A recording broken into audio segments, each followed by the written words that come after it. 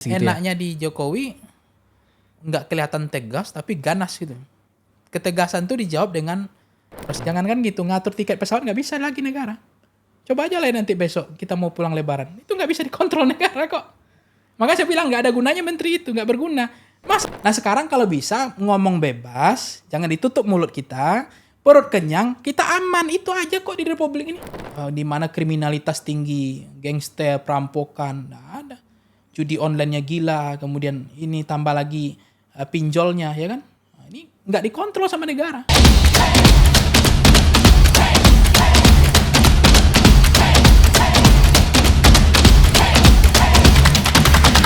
Oke, kembali lagi di Retorika Show. Hari ini gue kedatangan satu bintang tamu, Bang Pangi Syarwi, Direktur Voxpol. Terima kasih Bang udah datang. Siap. Nah, kalau Terima kasih Mas Belwondo. kalau Bang Pangi Syarwi ini datang nih, yang pengen dibahas itu bawaannya tentu apa ya Bang? Dinamika politik yang sedang terjadi di Indonesia ini. Dinamika ini banyak artiannya nih. Salah satunya adalah sikap-sikap Pak Prabowo yang muncul di publik tuh. Pertanyaan pertama nih Bang, dari untuk Bang Syarwi. Bang Pangi, siapa sih panggilan abang yang enak ya? Ipang aja. Bang Ipang aja ya, Bang Ipang ya. Bawaannya kalau Bang Ipang nih ingatnya Bang Ipang Wahid gitu Iya. kan. Oke, Bang Ipang. Senior. Ya. Bang Ipang, ini menurut Bang Ipang dulu deh. Pemerintahan Pak Prabowo kan masih baru ya, dalam rentannya 3 bulan lah. Mengingatkan kepada presiden siapa Bang, kalau Abang melihat pemerintahan Prabowo hari ini? Ya sebenarnya nostalgia Orde Baru sebenarnya masih terasa. Nostalgia, terasa banget ya? Iya, terasa.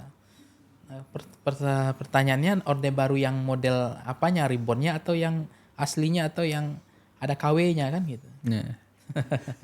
Kalau kita lihat, ya saya kagetnya ketika diskusi waktu beliau dalam seminar itu kan, waktu ada wacana untuk mengembalikan pemilihan bupati ke DPRD kan. Bupati, wali kota gitu Wali ya, kota, kepala ya. daerah, Karena waktu itu kan beliau bilang ini mahal banget dan rumit, complicated dan banyak tidak faedahnya, yang kalah juga jadi beban, yang menang jadi beban. Udah kita putuskan aja nih semua di sini langsung ya.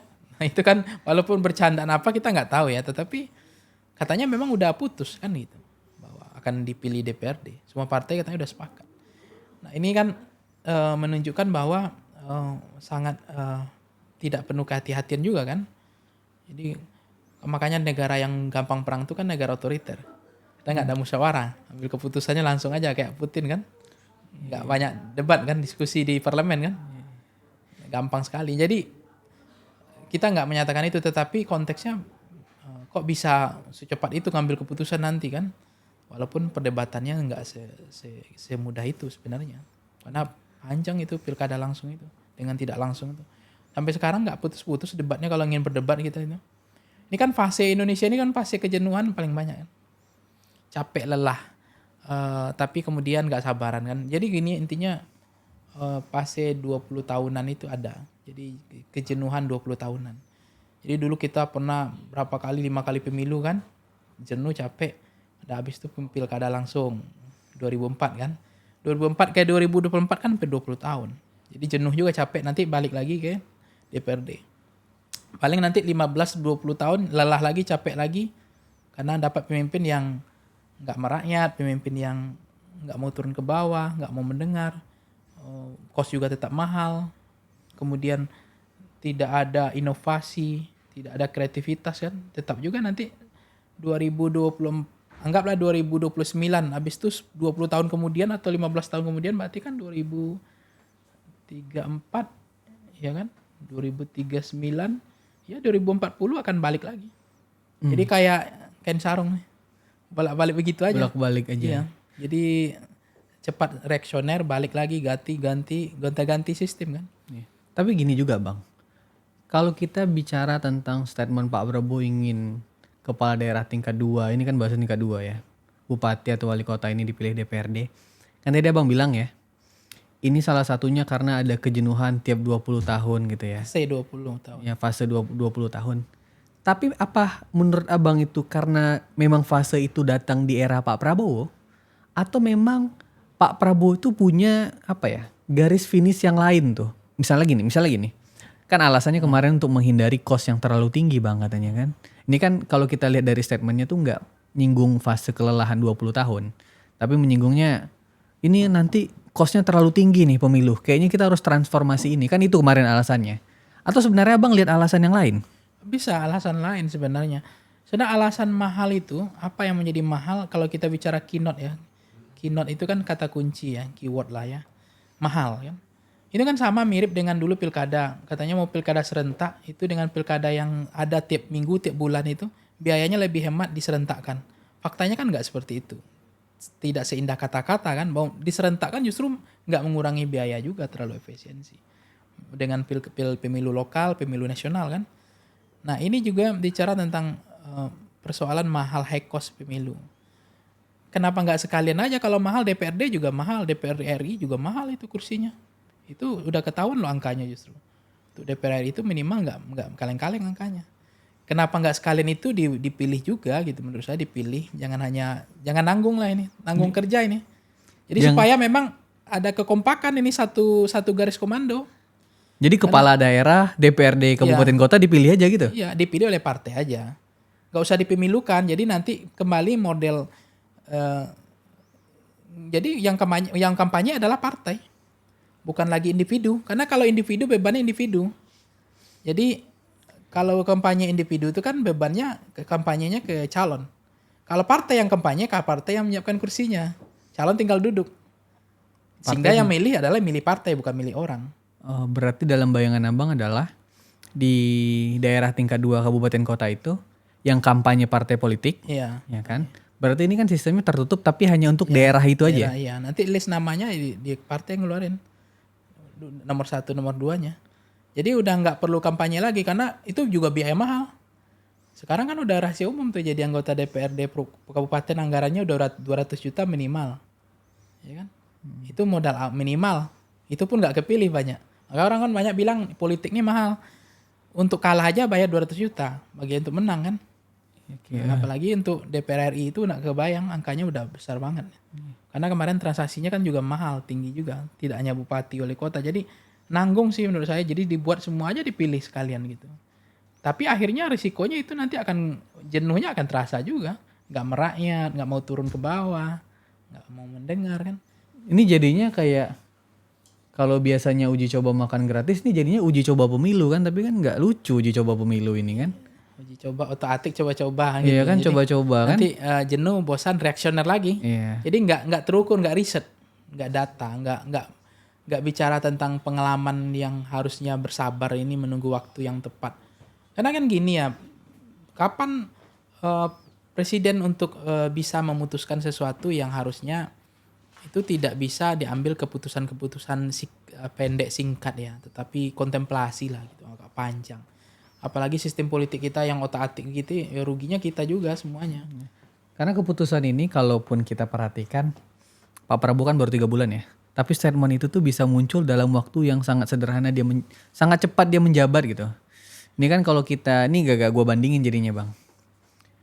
Pak Prabowo maju karena ada kesamaan dengan Pak Jokowi ini kan. Tapi kan Pak Jokowi nggak setegas itulah kalau misalnya dia lagi punya satu visi gitu ya, nggak setegas Pak Prabowo tuh menyampaikannya tuh. Dia penuh kehati-hatian banget tuh Pak Jokowi itu. Nah di sini kan orang bisa menilai tuh, apakah Pak Prabowo nih, kayaknya Pak Prabowo nih agak otoriter deh karena dia militer gitu ya. Idenya aja bawaannya pengen diputuskan di hari itu saat dia pidato kan. Menurut Abang gimana tuh Abang melihat itu antara Pak Jokowi dan Pak Prabowo itu? Ada dua pandangan mazhab sih. Pertama mengatakan bahwa Prabowo lebih demokratis dibanding Jokowi. Tapi mazhab kedua mengatakan ini kelihatan dua mazhab itu Prabowo justru lebih demokratis. Buktinya menterinya bisa berbeda pendapat dalam kasus kemarin cerita pagar itu kan. Pak Prabowo kan cabut pagarnya. Kata KKP-nya tunggu dulu, ada pengadilan dulu. Jadi kalau publik, kalau kata saya, enak aja suruh kita yang cabut. Rugi dong negara. Pengarahan TNI, habis itu aparat bayar bensin, sewa kapal, suruh yang pasang yang cabut dong kan gitu. Apain enak aja suruh kita yang cabut. Mereka ketawa dong kita yang cabut, mereka yang pasang. Bang, tapi masa kabinet butuh kedemokratisan Bang? Maksudnya kan hanya ada perintah dan visi presiden gitu maksud gua tuh kan gitu ya.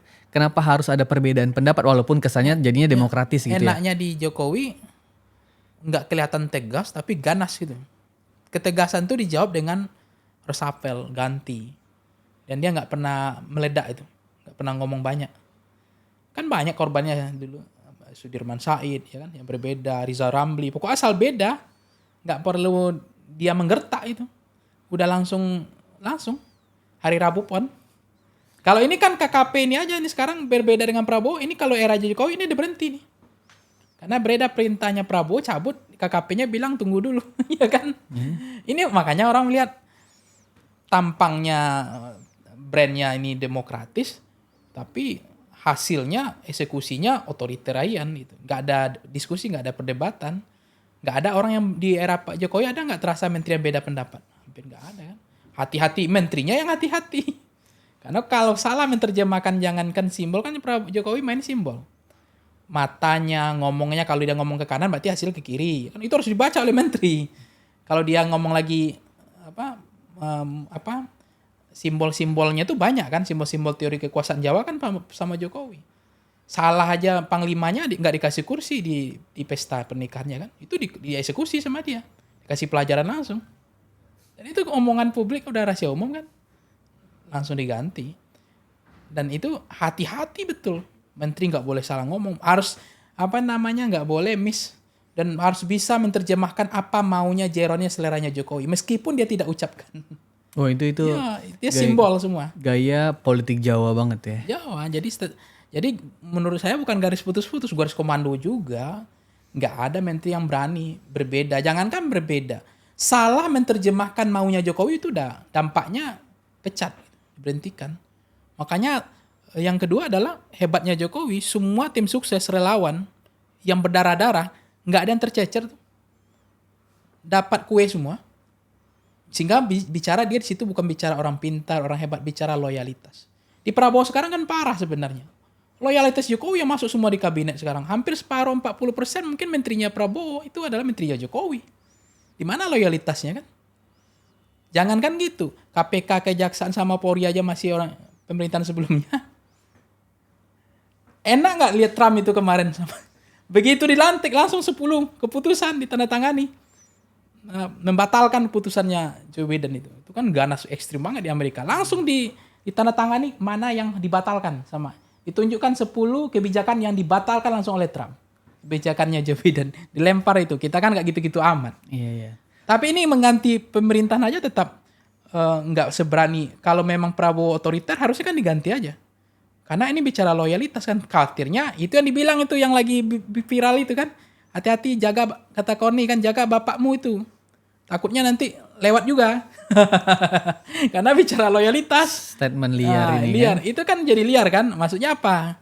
Jangan salah ngambil orang. Lingkarannya, inner circle. Karena Jokowi sangat hati-hati betul menjaga inner circle-nya. Nggak sembarangan orang. Itu orangnya kalau dipenggal lehernya ketulis Jokowisme. Nggak bisa Jokowi B gitu. Nggak bisa Jokowisme. Tapi kan apa ya?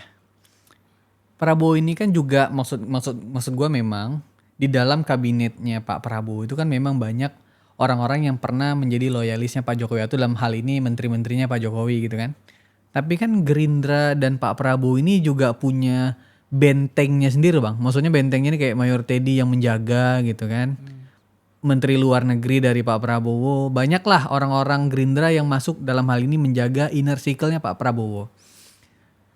Kalaupun dia kemudian menjadikan menteri-menteri Pak Jokowi sebagai menterinya juga, ini kan bisa dibaca sebagai dua hal. Kalau saya bacanya gitu. Yang pertama adalah memang karena kinerjanya untuk melanjutkan hal yang lama. Karena kan memang kampanye melanjutkan tuh.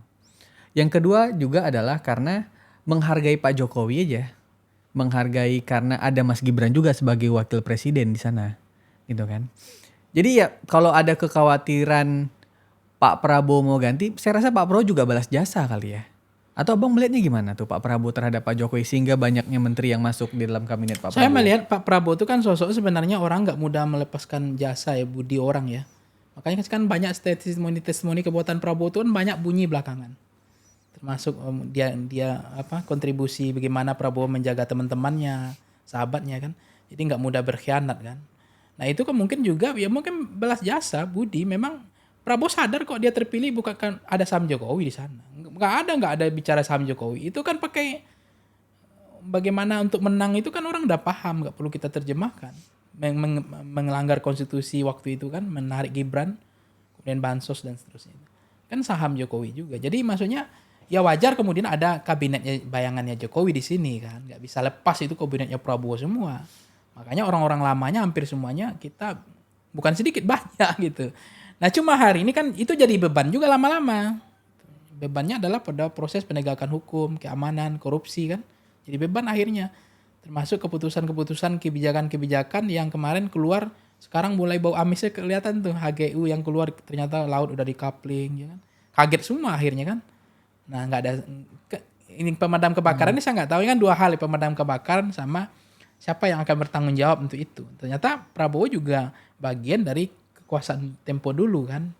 Jadi sekarang balas jasa mungkin iya juga. Balas jasa Masih mungkin beban, ya. Masih beban. Tapi ini nggak bang, bumerang nggak bagi Pak Prabowo karena banyaknya orang Pak Jokowi di kabinet?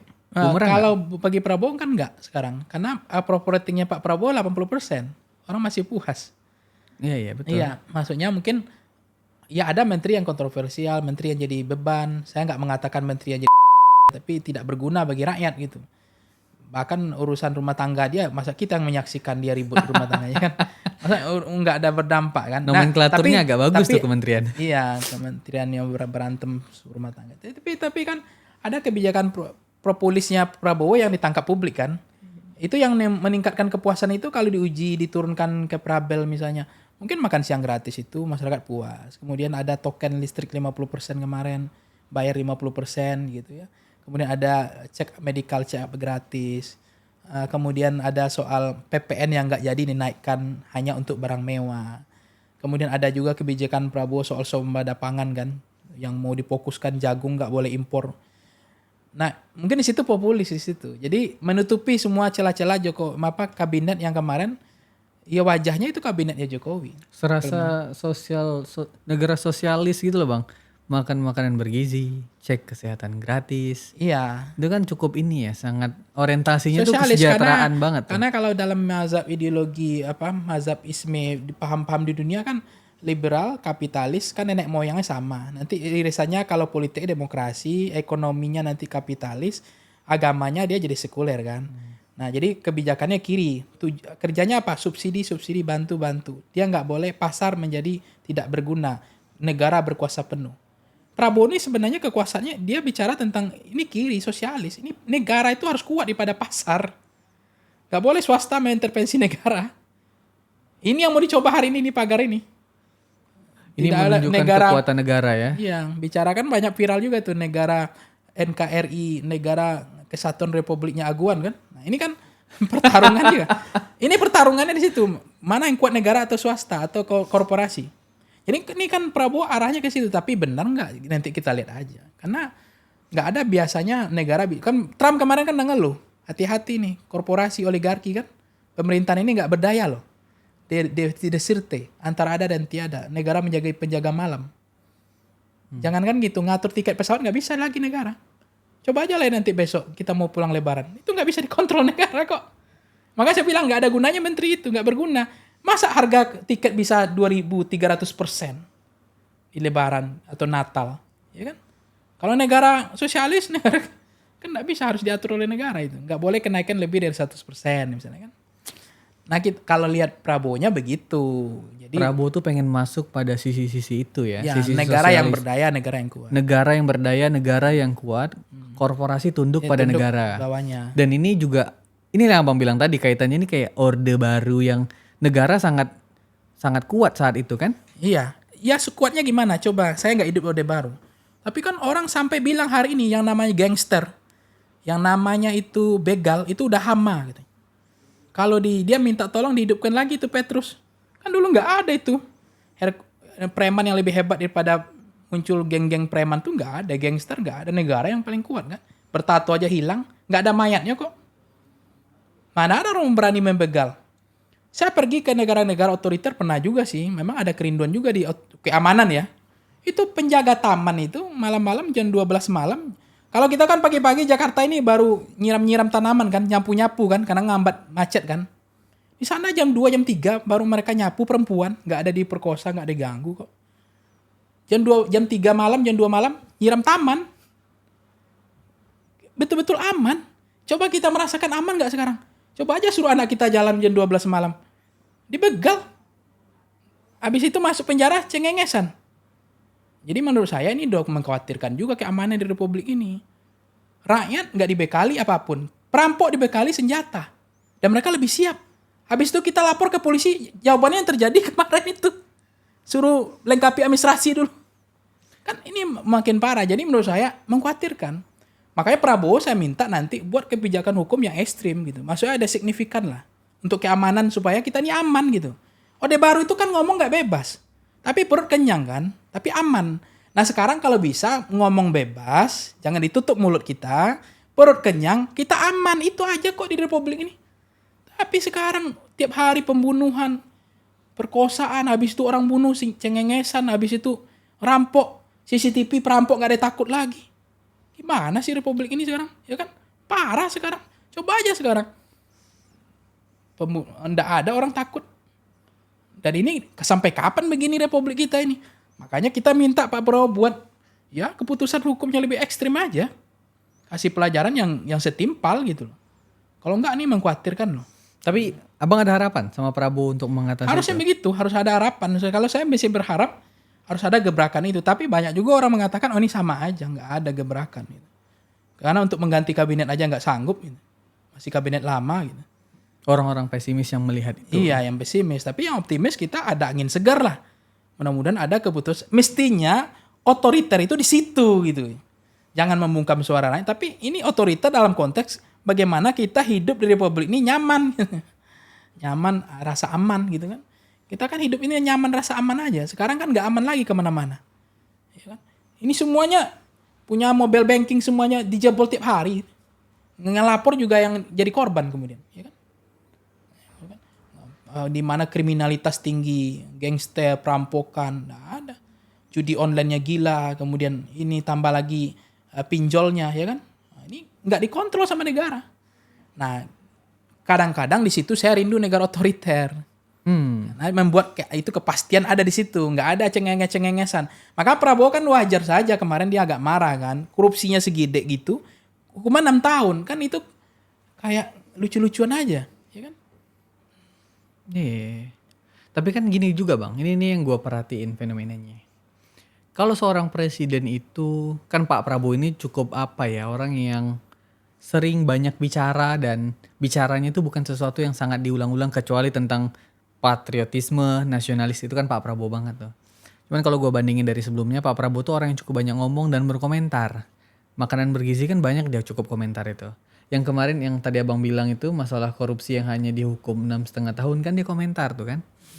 Cuman kan sebagai seorang presiden berkomentar terkait korupsi hanya segitu, itu kan dampaknya besar tuh ke bawah sebenarnya. Para hakim harus menyadari gitu kan, para jaksa harus menyadari, pengacara yang bagian dari sipil juga harus menyadari.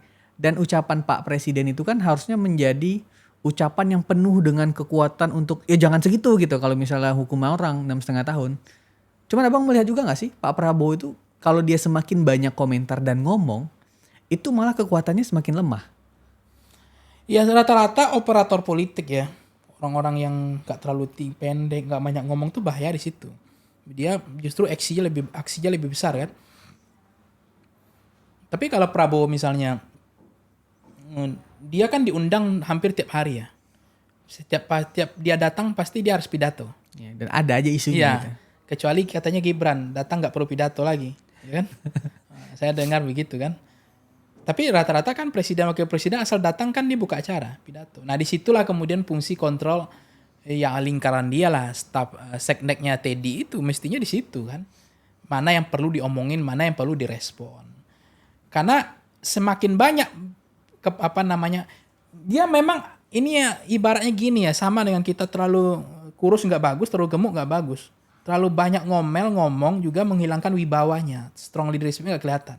Tapi nggak mau ngomong, diam saja, nggak bisa komentar, itu juga dianggap presiden nggak punya pikiran, nggak punya pandangan, nggak bisa ngomong kan gitu juga repotnya. Akhirnya terjadi juga kita pernah punya presiden nggak bisa ngomong kan, nggak banyak ngomong kan.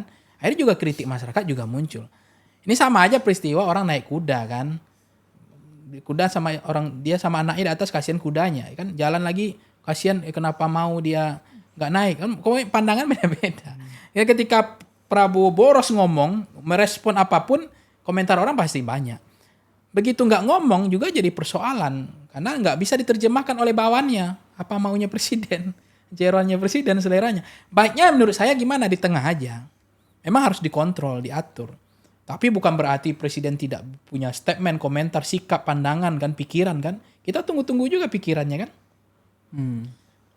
Misalnya presiden melihat, harusnya ini komentar bahwa misalnya begini, kemarin ada ketua DPD-nya ngomong, ini karena negara nggak punya uang lagi, ya udah pakai zakat aja. Nah presiden ngomong, Anda ngomong gitu hati-hati. Saya wibawa saya presiden, saya bertanggung jawab. Nggak ada zakat bukan untuk itu. Kan gitu aja. Saya punya wibawa, saya bisa cari duit untuk itu. Gak perlu Anda ambil uang zakat, ini gitu aja. Kan perlu juga bahwa presiden itu optimis bahwa uang makan siang gratis itu ada uangnya. Dari mana? Yang Prabowo bilang selama ini bocor-bocor itu dari tambang itu. Jangan dari pajak uang negara yang diambil berburu di kebun binatang. Kan pajak yang diambil sama ini kan berburu di kebun binatang, yang ada aja yang diambil. Tapi yang bocor itu di mana? Kan tambang, mineral, energi kan. Itu yang diambil. Masa 70 triliun nggak ada dari tambang pajaknya? Banyak kan. Itu Prabowo tahu itu sebenarnya. Ada uangnya. Makanya BPJS hari ini kan udah mengkhawatirkan juga. Udah banyak tuh listnya tinggal satu yang bisa diobati oleh pemerintah, selebihnya misalnya ada 7 list, 6 list sudah hilang. Tinggal satu aja. Ya kan? Karena alasannya apa? BPJS merugi, nggak ada uang lagi. Nah, padahal kan negara nggak boleh berbisnis pada rakyatnya. Negara harus bertanggung jawab. Apalagi kesehatan adalah hak. Iya, hak warga negara kan. Nggak boleh BPJS bicara merugi. Harusnya menteri yang bicara merugi itu harus ditegur. Apalagi ada menteri yang bilang ini, negara udah, BPJS sudah nggak sanggup, silakan rakyat urus BPJS swasta kan menurut saya ngawur kan, nggak fair. Nah itu harusnya Prabowo tegur, nggak boleh. Itu tugas negara. Oh ya, hari ini Prabowo belum ngeluarin statement ya terkait dengan kesehatan ya. Iya, itu menyinggung, itu bukan populis saja, itu berurusan dengan kepentingan rakyat. Itu sosialis sebenarnya. Subsidi negara bertanggung jawab terhadap hajat hidup orang banyak, termasuk hidup sehat kan. Meskipun BPJS ngomong berbisnis kan, negara merugi dan berhitung sama rakyat kan, pelit juga sama rakyat. Cuma berapa BPJS berapa setahun habis? 70 triliun sampai nggak? Untuk ngobati orang sakit, ya kan? Nah, menterinya enak aja ngomong, suruh kita, ngapain kita bayar BPJS kalau ikut BPJS asuransi swasta? Oke. Ini gue juga sepakat Bang, kayaknya Prabowo juga harus beri komentar lah sama, ya apalagi kesehatan ya, masa dianjurin buat asuransi swasta, ini kan agak ngawur. Ini saya ajarin nih caranya Prabowo ingin populis ya. Kalau dia bentak di situ menterinya, dia marah dalam pidatonya, nggak ada cerita. Ini tanggung jawab negara. Itu populis 90% kok tingkat kepuasannya. Karena ini urusan orang sakit, ya kan? Nah di situ baru Prabowo harus berkomentar. Jadi nggak asal komentar aja harusnya.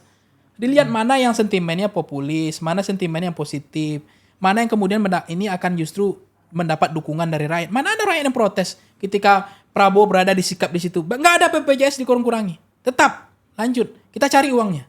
Kan banyak yang bocor tadi. Ini uang lagi dicari sama kejaksaan ini, ya kan? Lagi disita-sita semua, lagi diambil. Bandit-bandit lagi kita kejar semua nih. Nggak ada yang lepas dari saya, semua dikejar. Kan gitu harusnya Prabowo ngomong bahwa jangan khawatir, BPJS ini tetap ditanggung oleh negara. Nah, tapi kemarin tiba-tiba menterinya ngomongnya disuruh kita ikut asuransi swasta, ya kan? Berarti kan negara bangkrut sebenarnya. Memang nggak ada uang lagi. Ya betul. Ini apa ya? Hal yang harus cepat ditanggapi lah oleh Pak Prabowo nih, yang gini-gini nih. Cuman ada juga yang menarik nih Bang. Ada yang menarik juga. Masih dengan ini bukan ucapan Pak Prabowo, ini ucapan kaki tangan Pak Prabowo.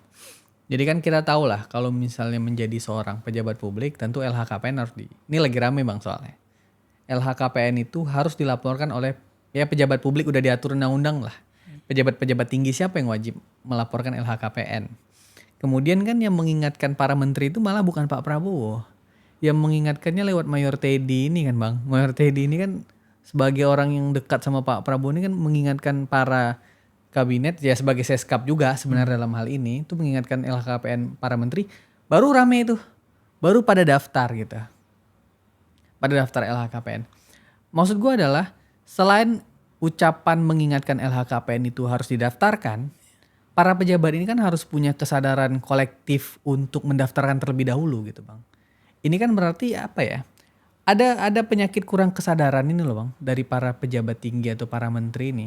Terbukti dari LHKPN itu tunggu diingatkan diingatkan oleh Mayor Teddy baru dia mau ngelapor gitu. Mungkin imbasnya adalah untuk statement-statement yang kesehatan tadi dia juga nggak punya tingkat aware juga jangan-jangan ke masyarakat kan gitu. Gimana bang lihatnya tuh?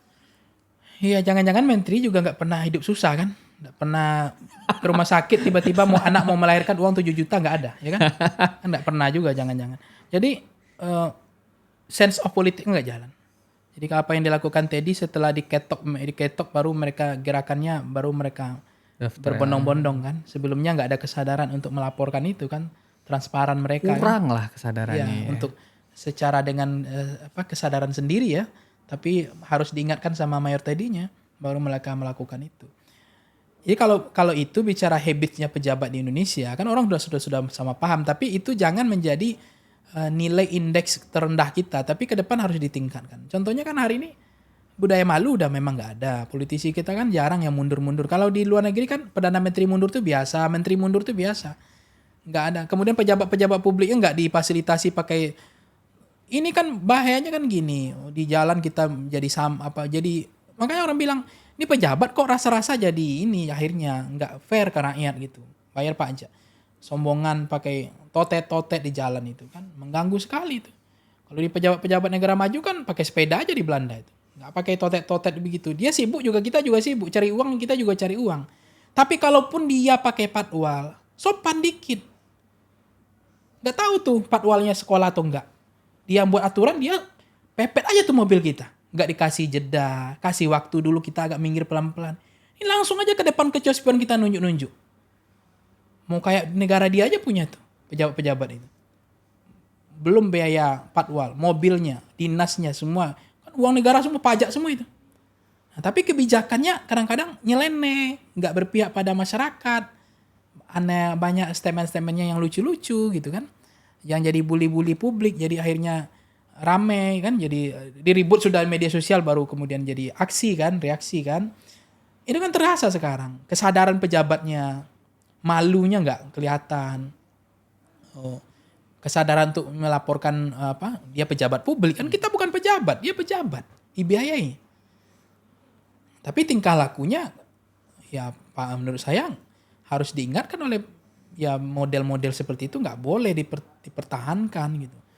Itu betul-betul nggak nyaman loh saya di jalan itu sekarang. Makanya kalau IKN ini pindah nih saya bersyukur banget loh. Karena totet-totet di jalan tuh nggak banyak lagi di sini. Pindahnya ke IKN semua bang ya. Apalagi kita mau ke Depok tuh, bentar belum datang lagi, nyelonong lagi. Nih aparat tuh harus paham itu. Dia punya aturan berlalu lintas, tertib. Dia nggak tertib kok. Suka-suka dia kok. Nggak ada lampu merah, diterabas semua. Kita nggak dikasih jeda waktu, bukan kita nggak mau minggir. Kita juga tahu dia pejabat, kita mau minggir. Tapi kasih kesempatan dulu, kasih jeda dikit, ya kan? Agar mobil kita, ini kan mobil kita nggak canggih seperti Elon Musk yang langsung mutar gitu kan, rodanya. Kan harus ada dulu minggir, kaca spion dilihat dulu, ya kan? Kesenggol nggak mobil orang, nanti kesenggol mobil orang dia kabur. Makanya kejadian kemarin Raffi Ahmad itu biasa, itu udah puncaknya itu. Saya korban juga, banyak orang korban kok. Kelakuan pejabat ini. Nggak ini kebijakannya nggak berdampak ya, tidak terasa kebijakannya, kadang-kadang tidak berguna, di jalan jadi hama ya kan. Jadi itu yang membuat orang coba lihat pejabat kita kan, pejabat Indonesia kan bukan di peta dunia kan, banyak pejabat-pejabat di dunia udah pakai fasilitas umum sekarang, udah naik kereta, nggak pakai patwal bukan pasukan 10 orang ya kan. Itu. Masih ada rasa ingin gagah-gagahan menjadi pejabat ini bang ya? Iya, sementara kita hari ini keluar rumah jam 12 sudah nggak nyaman. Dibegal orang, ya kan? Dia enak pakai patwal, kita siapa yang jagain? Dia enak pakai senjata, kita nggak pakai senjata. Melawan perampok. Habis itu, ngurus perkara kita hari ini, bayar lagi, kalau nggak jalan. Nah ini puncak sih menurut saya. Makanya sebenarnya ini curhat kita ke Prabowo supaya ada hukum positif, gebrakan hukum yang positif ke depan gitu. Untuk menertibkan menterinya, untuk menertibkan semua aparat, ya kan? Tapi abang membaca ini juga nggak bang? Pak Prabowo ini kan punya kabinet tuh gila sih, gede banget ya. Gede banget dibanding periode sebelum. Maksudnya tuh bisa 40 mungkin sama Menko-Menko ini. Seorang Prabowo Subianto yang ditemani oleh asisten dan seskap berdua ini, Mayor Teddy ini, dalam hal ini mengawasi banyaknya menteri, banyaknya Menko, banyaknya kepala badan. Itu kan sebuah kesulitan yang kesulitan yang wah gimana ceritanya bang bisa diawasi tuh sebanyak itu pejabat publik setingkat menteri gitu kan. Ini kan sebuah kesulitan bagi Pak Prabowo. Eloknya Pak Prabowo gimana nih sama menteri-menteri nih? Kembalikan nomenklatur untuk menyingkatkan birokrasi supaya semakin kecil dan pengawasan semakin gede. Atau ya udah Prabowo main reshuffle aja tapi nomenklatur kementerian tetap banyak. Abang membacanya bagusnya gimana? Karena kalau nomenklatur tuh undang kan udah dibuat kan, nggak bisa lagi dihilangkan nah itu kan. Ya ini kan opsi. Opsi. Tapi kalau mau memang efektif efisien memang harus dikurangi kan jumlahnya. Ini terlalu gemuk. Prinsipnya memang kemarin itu kalau saya menjawab sih sebenarnya apa tujuannya Prabowo? Itu lebih banyak mengakomodir kepentingan politik gitu. Jadi power sharing. Jadi bukan untuk kinerja, bukan untuk perbaikan ke depan. Hanya membagi kue Untuk mengirim. Makanya pos wakil menteri diperbanyak. Jadi Menko diperbanyak. ya. Nah di situ orang mengatakan Prabowo ini demokratis. Kenapa? Karena dia memahami orang yang berjuang sama dia ini juga ingin dapat kekuasaan. Sehingga kursi-kursi disiapkan. Nah akhirnya dibuatlah nomenklatur baru. Dibuat pos-pos baru. Tidak penting-penting amat. Tapi dicoba untuk memasukkan ini nih. Kalau di era dulu kan pernah juga tuh supaya nggak bacot di luar. Supaya nggak mengganggu. Iya. Dia kasih mainan lah. Iya. Kalau nggak nanti ribut bising. Iya, Kemana-mana dia ngomong ngoceh terus, nyinyir terus. Apa Pak Prabowo itu sangat menghindari oposisi makanya sebanyak itu kue yang dibagiin. Maksudnya ini tipikal Pak Prabowo ini tipikal orang yang nggak pengen ada musuh. Kalau tipe Prabowo kan katanya cinta Indonesia, NKRI merah putih. Jadi persatuan. Jadi mengakomodir semua kepentingan politik manapun. Tidak ada dia senang itu merangkul semua. Makanya kalau persoalan beliau tidak mengakomodir semua kekuatan ya check and balances itu dia sebenarnya paham bahwa check and balances itu nggak perlu amat. Tapi dia juga paham. Dia menyadari bahwa mungkin PDIP nggak mau mengatakan oposisi, dikatakan gotong royong. PDIP mengatakan kemarin kan kerjasama bukan oposisi. Kan mengurangi mulai ritme politiknya, intensitas politiknya yang tinggi mulai turun hari ini kan. Disambut oleh pidato komentar Bu Mega. Kami kata orang bermasalah, kami nggak ada masalah dari dulu, kami baik-baik saja. Kemarin juga Puan memuji kepuasan Prabowo 80%. Ini kan udah menunjukkan intensitas. Cuma Prabowo juga kalaupun hari ini PDIP mau gabung, dia senang akan disiapkan lagi pos tuh. Mau dia buka nomenklatur lagi juga mau. Bawaannya. Ya kalau dia maunya PDIP mau ya. Ini mana posisi mana yang kami butuh 4 menteri nih. Yaudah kita buat nomenklatur baru, jangan-jangan mau itu Prabowo. Tapi ini kan berarti Prabowo juga, walaupun misalnya nih ya Bang ya, dia ingin melantik, PDIP ingin gabung ada 4 menteri dan 1 Menko dari PDI misalnya gitu. Kalau misalnya pada akhirnya Pak Prabowo lantik gitu ya, ini kan juga gak sejalan dengan keinginan dia untuk menghemat anggaran sebenarnya. Ya kan dia selalu bilang tuh kan hemat anggaran, jangan keluar negeri, jangan terlalu beli banyak perjalanan dinas. Ya, itu tapi dia memperbanyak juga pos-pos yang makan anggaran. Itu paradoks sebenarnya. Polemik paradoks yang inherent kan. Antara kata dengan perbuatan. Itu kritik kita juga. Di satu sisi hari ini dia bilang perjalanan dinas nggak ada lagi, keluar negeri jadi persulit kan, nggak ada boleh. Perjalanan Prabowo hari ini katanya 50% udah dipotong. Iya kan? Terus anggaran-anggaran yang tidak penting lagi untuk rapat, untuk pembukaan ini, acara-acara yang di atas berapa orang dihadiri harus ada izin dan seterusnya. Karena harus ikat pinggang semua. Anggaran sudah sangat digunakan efisiensi untuk program yang lain. Program lain. Tapi pada saat yang sama dibuka semua nomenklatur yang begitu banyak, ya kan? Banyak pos-pos baru hari ini. Bahkan ada yang nggak ada kantornya, sekarang buat lagi kantor, biaya lagi kan, logo baru, ya kan? Nah itu kan nggak sejalan sebenarnya. Tapi itu tadi mungkin karena kepentingannya untuk mengakomodir semua kekuatan politik yang ada, akhirnya dikorbankan itu efisiensi. Kalau bicara made and direct place, berapa sih menteri di Indonesia ini kita butuh? Paling banyak 20 kementerian kok. Paling banyak loh itu. Yang selebihnya tuh kementerian nggak ada gunanya. Ya mohon maaf ya. Nggak berguna untuk rakyat gitu loh. Beban aja apalagi totet-totetnya itu. Ya kan? Patwal bang, Iya, patwal. patwalnya itu. Totet-totet aja kan totet nggak ada. Nanti undang-undang ETA lagi. Ya kan? Iya, totet-totet Ya, lah. totetnya. Kan nggak ada di nomenklatur totet-totet itu kan. Nah, itu. Nggak ada, ya memang efisiensi harusnya begitu. Nah, cuma akhirnya beban lagi kan. Iya benar. Prabowo nggak konsisten di situ saya lihat. Iya benar. Pak Prabowo tuh kadang mintanya anggaran sedikit tapi pos. Dibuka banyak-banyak. Ya. Dan ada imbas lebih lanjut bang. Ketika posnya dibuka, menterinya pun ingin mengajukan anggaran yang pada banyak semua kan. Iya. Ada yang Protes semua. Ada yang minta 200 T, ada yang minta berapa puluh T. Di total nggak ada yang hemat nih, semuanya pada minta nih. Kan begitu jadinya kan. Dan ini yang gue lihat sebagai keanehan yang terjadi di era pemerintahan ini. Dan kalaupun kita perhatikan juga ini masih terkait dengan anggaran juga, kan banyak banget anggaran itu yang udah digeser ke program yang grande punya Pak Prabowo ini. Maksudnya makan siang gratis, cek kesehatan gratis gitu-gitu kan. Dan gue nggak tahu bang, IKN terakhir yang gue baca juga kena imbas anggaran APBN itu sekitar berapa, 60 T atau berapa lupa gue, untuk sampai 2029. Lu membaca nggak bang? Maksud gue membaca itu Pak Prabowo ini sebenarnya dia bilang dia akan tetap membangun infrastruktur, tapi kesannya adalah dia nggak akan sekuat itu infrastrukturnya dibanding era Pak Jokowi. Pak Jokowi kan orang yang sangat infrastruktur banget yang dibangunnya. Tapi Pak Prabowo itu lebih kepada hal yang populis tadi, kesejahteraan tadi, isi perut orang, gizi orang dipenuhin. Benar nggak itu kalau itu disampaikan publik? Iya, sebenarnya apapun yang berlebihan nggak ada yang benar kan. Kita makan juga terlalu banyak nasi juga masalah, nggak makan nasi juga masalah. Terlalu banyak makan minum gula juga masalah, nggak minum gula juga masalah kan. Kalau dulu memang kan kiblatnya memang kan infrastruktur, kerja. Semua dibangun infrastruktur itu menjadi prioritas kan. Tidak ada artinya fisik ya.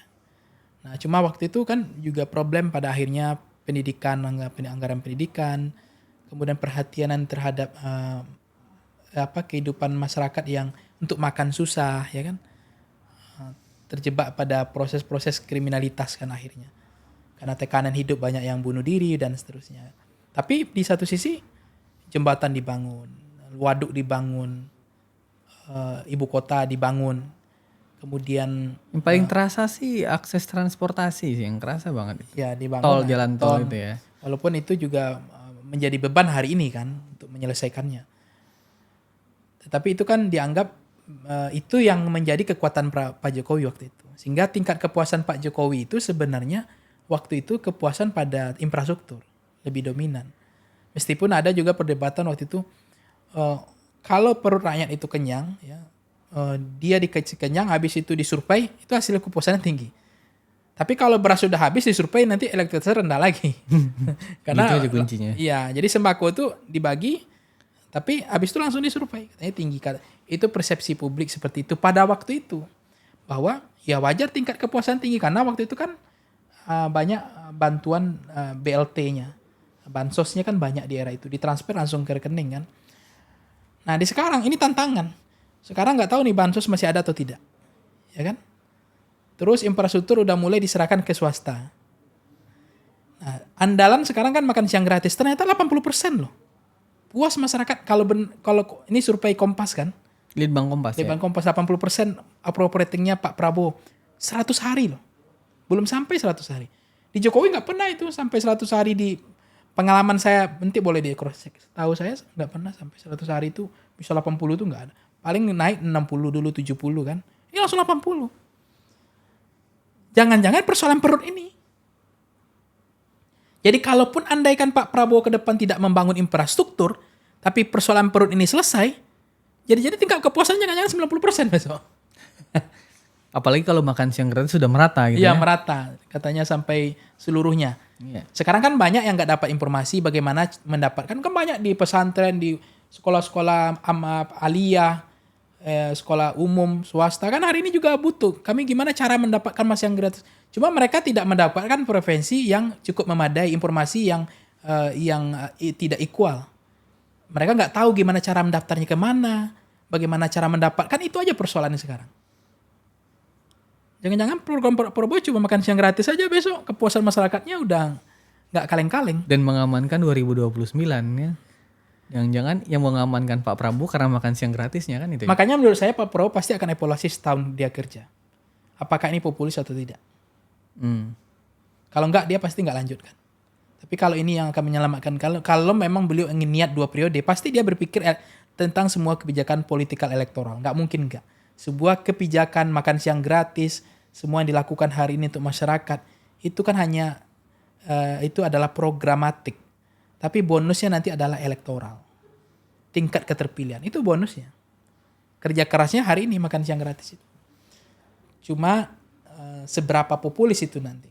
Pak Jokowi waktu itu populisnya orang bicara bapak pembangunan infrastruktur. Hidup susah luar biasa. Dia bantu masyarakat dengan subsidi bansos itu sama BLT. Jadi susahnya rakyat nggak terasa. Susahnya hari ini Prabowo jadi pemadam kebakaran karena bayar hutang yang gede banget bunganya. Karena hutang yang dibuat di pemerintahan sebelumnya. Itu sudah konsekuensi presiden sebelumnya kan. Presiden hari ini harus menyelesaikan itu. Jadi imbasnya tetap ada. Oke. Ini kita masuk pada sesi terakhir lah. Cuman gue jadi penasaran karena Bang Ipang tadi ada bilang utang nih. Apa yang paling membedakan Pak Jokowi cara melihat hutangnya sama Pak Prabowo cara melihat hutangnya? Ini hutang dalam kategori hutangnya negara ini loh Bang. Kan Pak Jokowi itu kalau melihat, ini nggak tahu ini kasaran dalam pikiran gue Bang. Pak Jokowi itu kalau ngelihat hutang itu adalah hutang infrastruktur. Maksudnya dia bangun jalan tol, terus jalan tol itu kan menghasilkan uang. Maksudnya menghasilkan timbal balik walaupun uangnya dalam jumlah yang lebih kecil. Kalau misalnya Pak Prabowo menjalankan makan siang gratis misalnya begitu. Terus dia ngutang misalnya gitu ya. Kan habis di perut manusia tuh Bang. Dia nggak kembali timbal dalam bentuk uang. Gimana Bang melihat? Ya itu menarik sih. Yang satu fisik, yang satu tuh sumber daya, IPM. Intelijensi manusia ke depan. Pasti yang makan selama ini makan garam, tiba-tiba udah makan ikan, ayam, atau kemarin ada lengkuas yang kegigit nih, yang protes itu. Ada anak SD Bang, ada. Kalau anak ini tumbuh nanti itu kan adalah investasi. Investasi dalam konteks dia menjadi anak-anak yang tercukupi gizinya. Tidak ada yang stunting kan itu. Dan selama ini bagi mereka, bagi anak-anak yang hidup di Jabodetabek yang pendapatannya bagus, mungkin makanan begitu membuat mereka nggak minat makan. Tapi bagi masyarakat yang selama ini makan garam, ya, cuma makan nasi putih, bagi mereka tuh udah sebuah kenikmatan. Nah, generasi ini akan hidup berapa tahun ke depan kan itu. Yang akan tumbuh menjadi orang-orang pemimpin ke depan. Masa depan kita Indonesia kan. Investasi yang dicukupkan. Dan itu akan terngiang di benaknya mereka. Karena program-program Orde Baru dulu itu terngiang lah. Dulu di Orde Baru dikasih, saya masih ingat loh waktu saya dapat proyek orang tua saya di kampung nanam karet. Itu masih ingat saya itu programnya Soeharto tuh. Saya umur kecil. Baru selesai sunat itu. Kasih cangkul, saya persis masih ingat tuh. Kasih cangkul, kasih semprot, kasih pondokan, dibelikan atapnya, dibiayai oleh proyeknya Soeharto loh. Habis itu terakhir masih ingat saya, setiap menyiang tanaman karet dikasih uang oleh pemerintah. Masih ingat sampai sekarang sama saya tuh. Terasa waktu itu. Bahkan di era itu ya bibit itu gratis, betul gratis. Ini karet ya, karena saya mendapatkan proyek karet dari pemerintah waktu itu. Satu kampung itu dapat. Sampai sekarang karet masih ada kok. Harganya 15.000 sekarang. Itu karet yang ditanam di era Soeharto. Itu proyek pemerintah. Apalagi kalau dia pernah makan hidup di situ, berapa juta hari ini yang mereka makan di makan siang gratis. Itu kan akan menjadi pikiran besar ke depan bagi mereka bagaimana negara itu ada. Negara itu membantu mereka hidup, bertahan, ya kan? Nah, di satu sisi memang tidak ada akan kelihatan hasil nanti. Ketika mengklaim Prabowo susah. Apa yang mau dijual nanti ketika kampanye? Nah, itu tantangannya. Karena ini dianggap bukan prestasi atau itu dianggap ini prestasi atau ini dianggap kepuasan atau tidak gitu.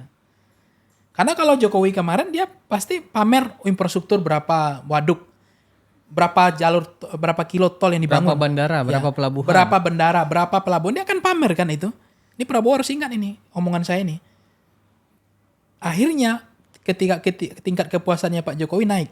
Dan tingkat keterpilihannya periode kedua mulus kan, lancar kan. Hampir tidak ada lawan tanding yang sebanding. Pak Prabowo dengan makan siang gratis ini cukup nggak untuk melawan itu nanti? Apalagi ini, parliamentary threshold kita oke masih 4%. Tapi presiden threshold udah kosong.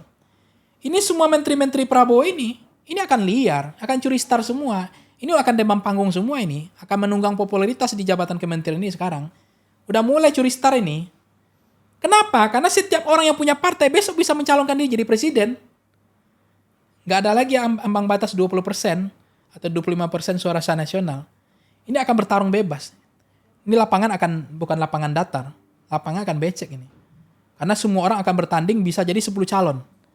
Siap nggak Prabowo untuk periode kedua bertanding? Tapi Prabowo kan bilang, bagi saya saya berkuasa bukan untuk saya makan, untuk kepentingan saya.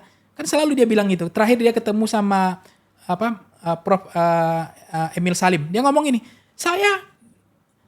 kekuasaan saya bukan untuk memperkaya saya. Saya jadi presiden bukan untuk kepentingan golongan saya, tapi untuk rakyat. Mau apa setelah ini nggak ada urusan. Ya berarti dia nothing tulus dong, ikhlas nanti.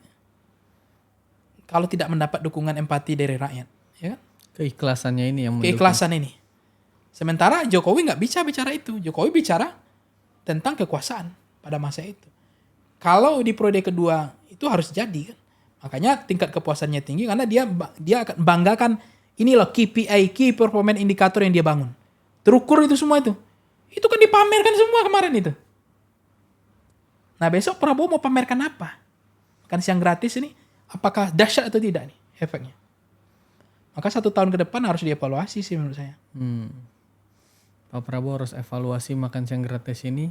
Apakah bisa membantu dia? Iya, menyelamatkan dia di periode kedua. Atau Pak Prabowo bilang, bodo amat, saya nggak peduli lagi. Mau terpilih, mau nggak, yang penting saya berbuat aja pada rakyat. Saya nothing tulus kok. Saya berbuat untuk rakyat. Minimal saya sebelum meninggal, sebelum mati dia bilang, kan dia pernah ngomong gitu. Saya sudah bisa berbuat untuk negara ini kan. Jadi nggak ada aspek elektoral, nggak bicara tentang nanti periode kedua kepilih atau tidak. Ya, betul. Karena memang prestasi beliau hari ini yang dibanggakan cuma itu.